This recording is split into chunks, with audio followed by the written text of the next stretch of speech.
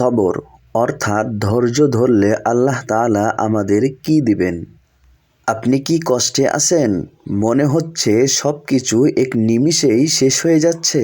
কোরআনে আল্লাহ তাআলা বলেন, ইন্নাল্লাহা মাআস সাবিরিন, নিশ্চয় আল্লাহ ধৈর্যশীলদের সঙ্গে আছেন। মনে রাখবেন, সবর মানে চুপ থাকা না, ধৈর্য মানে আল্লাহর উপর ভরসা রেখে সঠিক পথে লেগে থাকা। সবর করলে আল্লাহ তাআলা কখনো খালি হাতে ফেরান না।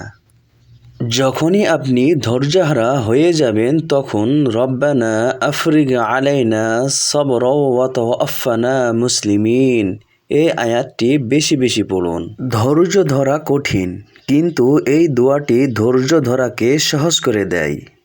আল্লাহ সুবহানাহু ওয়া তাআলা বিপদের সময় বিচলিত না হয়ে ধৈর্য ধারণ করার তৌফিক দান করুন। আমিন। এমন সব ইসলামিক ভিডিও পেতে চ্যানেলটি সাবস্ক্রাইব করুন।